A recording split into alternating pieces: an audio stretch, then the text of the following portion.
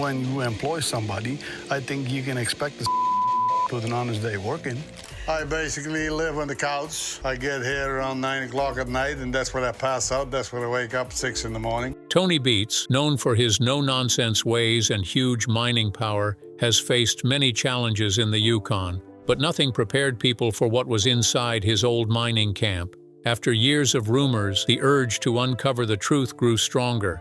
And now, what they found was horrifying. What did they really find? Join us as we uncover the details. How Tony built his mining power. Tony Beets did not rise in the gold world by chance. His career grew because he understood machines, studied the land, and acted quickly when opportunities appeared. His early years in mining gave him skills that later helped him become a major operator in the Yukon. He first worked as a machine operator, handling equipment day after day in rough weather. This experience taught him how to fix engines, read ground conditions, and understand how much effort different soil types required. These skills gave him an edge. When a machine broke, Tony did not wait for someone else. He repaired it himself, saving time and money.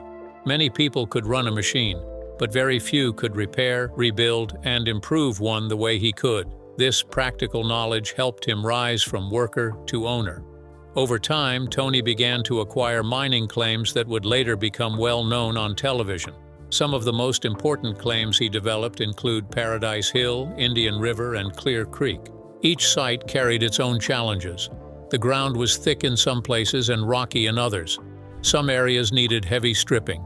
Still, Tony believed these locations had strong potential. He invested in them, improved them, and slowly built a network of active mining grounds. One of Tony's most unusual methods is his strong interest in dredging. He once spent a very large amount of money, reported as around $1 million, to bring old dredges back to life. These dredges were large, floating structures used in older mining days to scoop and process gold-bearing dirt. Many miners would never risk such a costly project, but Tony believed in the long-term value of dredging. He put money, time, and equipment into restoring these machines because he knew they could move huge amounts of dirt at a steady rate. Tony also prefers to use older equipment that he can rebuild himself. Many of his machines are refurbished units that he and his crew have restored. These projects take effort, but they allow him to control costs and depend less on brand-new machinery. By bringing old machines back to strong working shape, he gains tools that he fully understands from top to bottom. This habit has become a signature part of his mining style. A central piece of his operation is again the gold room.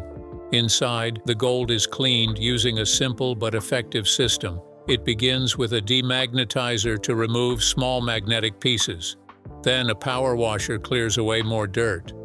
After that, a shaker table helps separate the fine gold from the remaining material. Finally, careful manual cleaning ensures every grain is collected. Tony keeps this room private because accuracy is very important.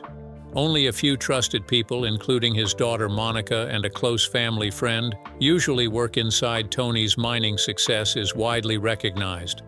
At one point, he recorded a week where the value of the gold he mined reached hundreds of thousands of dollars, counted in American currency. His operations have consistently produced strong results, placing him among the most productive miners in the Klondike region. The hard side of running a mining empire. Tony Beets may be one of the strongest miners in the Yukon, but his work comes with constant pressure.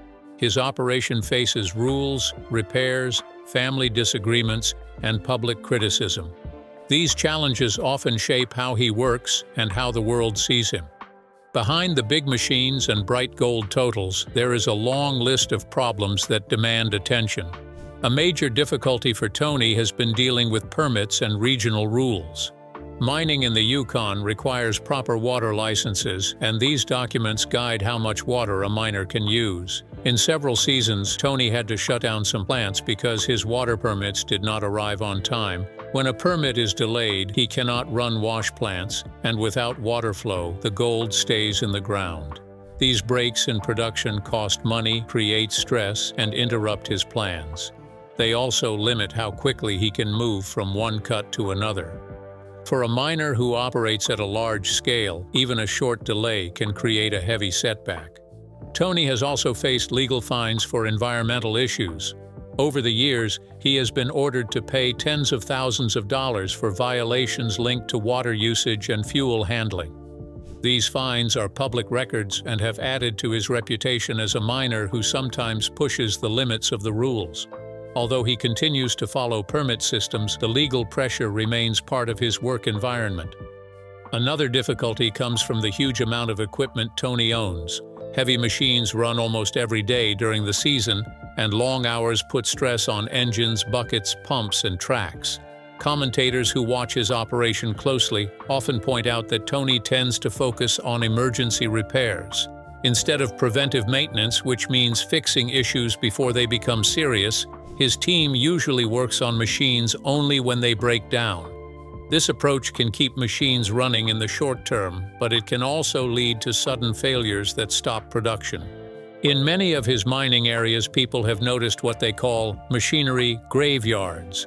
These are places on his claims where old machines sit unused.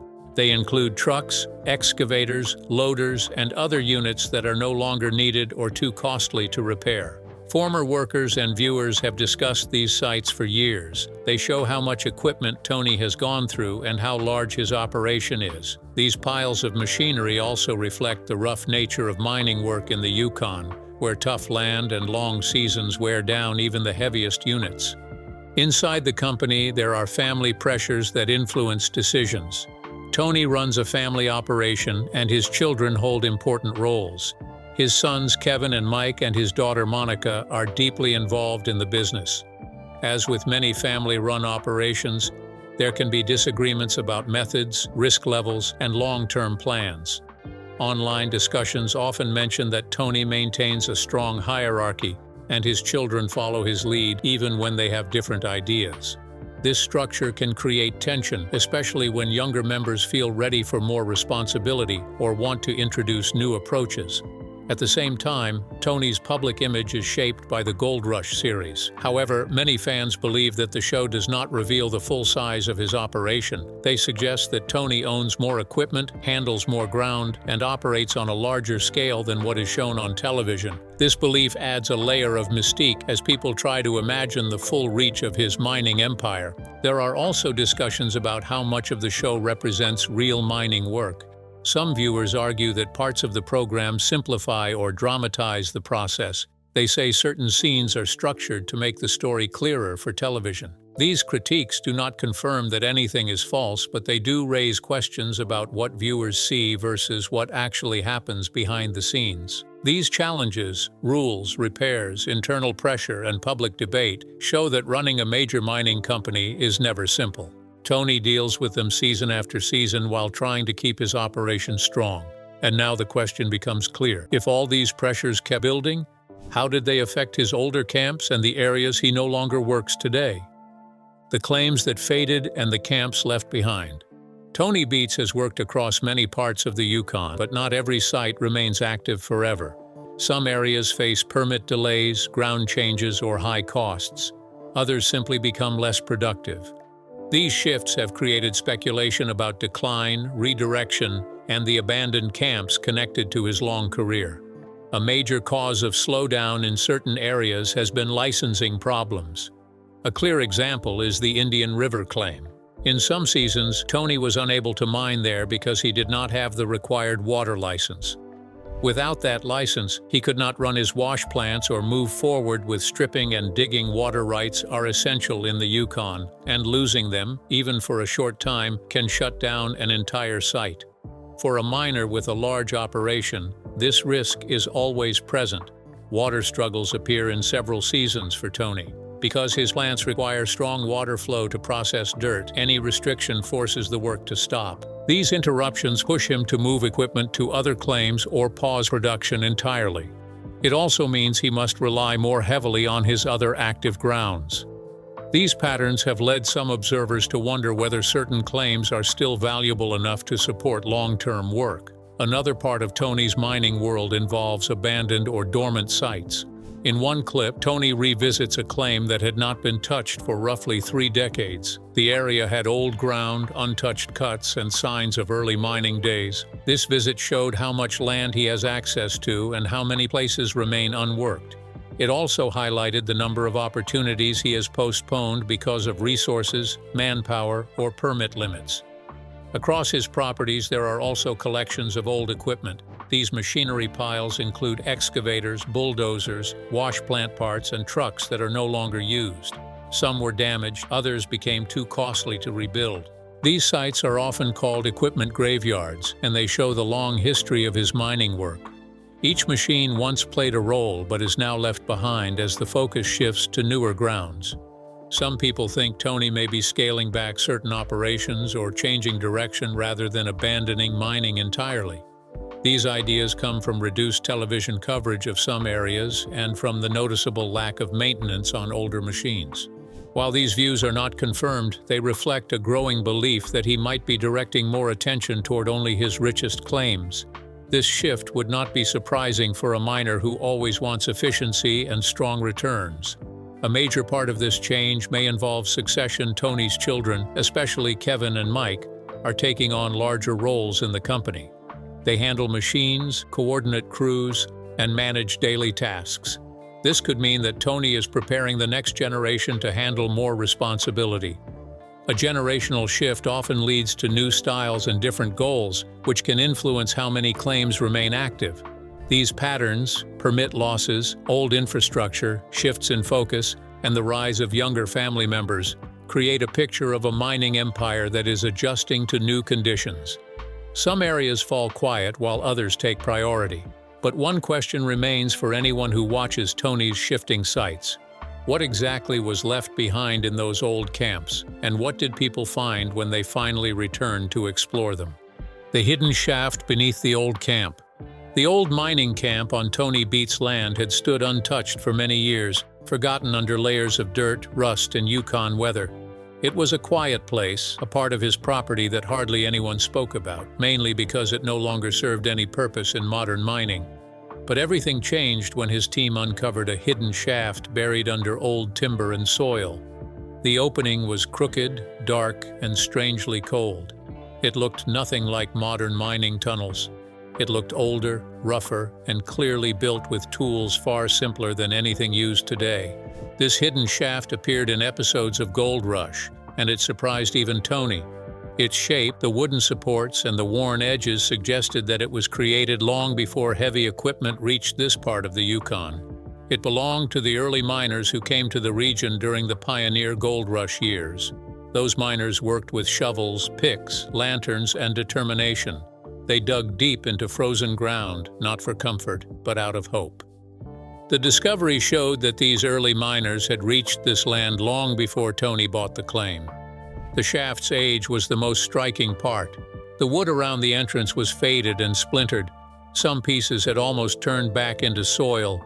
Its depth was not measured publicly, but it was clearly far deeper than anything a modern miner would create without proper tools.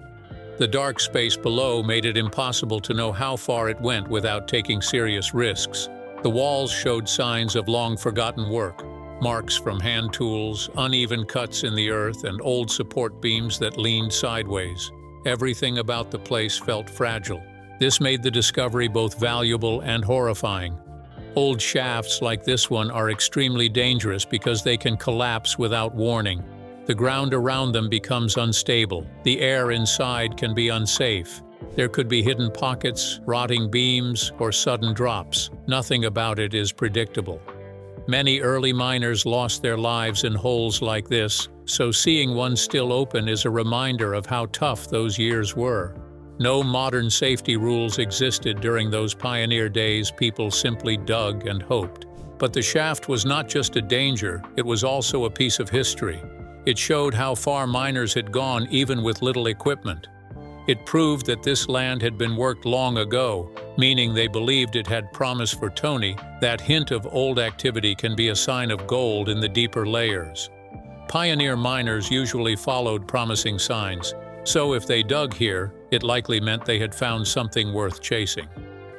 Tony approached the discovery with the same calm, practical mindset that defines him. He does not get emotional easily, but he understands opportunity when he sees it. An old shaft can reveal old pay layers, lost trails of gold, or unexplored pockets, but he also knows the risk.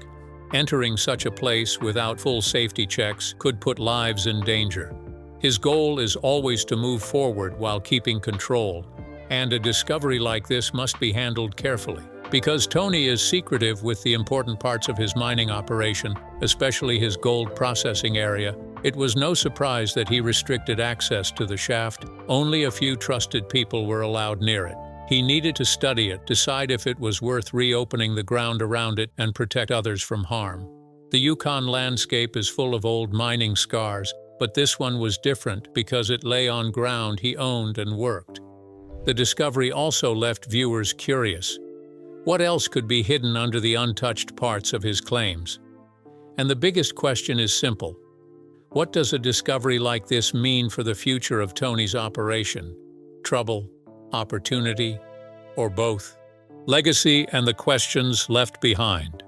The discovery of the old shaft brought a wave of attention, interest, and concern.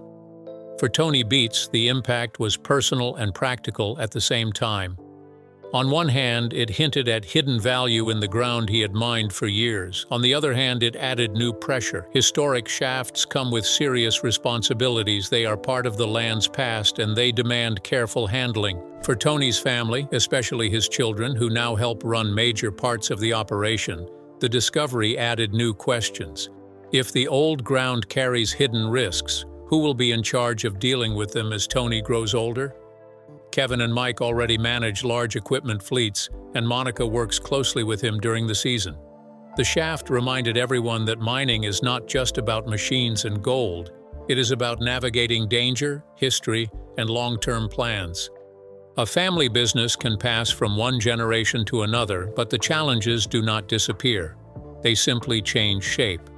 There are also environmental and historical issues to think about. Old shafts can reveal how early miners shaped the land. They sometimes show the rough methods used many years ago, methods that would not meet modern standards. These pioneer miners often worked without rules that protect rivers, soil, and wildlife today. Their abandoned tunnels, pits, and channels still affect the land. When a modern miner like Tony finds these places, it raises a question. Should they be preserved as pieces of history, or should they be removed to make the area safer? Some people argue that such sites have historical value because they tell the story of early gold hunters who built the mining culture in the Yukon. Others believe that leaving old shafts open is risky and makes it harder to manage the land responsibly. Tony must balance both sides. He works for profit, but he also wants to keep his operation safe and within the rules. This balance is not always simple. There is a legal side as well. When a miner discovers a historic shaft, authorities might require inspections or new permits. Safety teams may need to check the structure. Environmental officials may need to look at the site. These steps can slow down work and bring extra costs. For a miner who already deals with water permits, seasonal deadlines, and heavy expenses, the discovery of a historic shaft can become both a blessing and a burden. Ethical questions also come into play. Is it right to disturb a place that may hold historical importance? Should the remains of early miners' work be left untouched as part of Canada's mining heritage? And if a modern miner decides to explore or clear out such an area, what level of care should be required? This is why the discovery at Tony's old camp leaves a lasting effect. It forces everyone, miners, viewers, and officials, to think about the meaning of old ground mining is not only about chasing new gold. It is also about facing the marks left by those who came before. The Yukon is full of stories carved into the land itself. Some of those stories are inspiring, others are frightening. This shaft falls in the second group. If you enjoyed this video, like and subscribe, and also click the next video shown on your screen.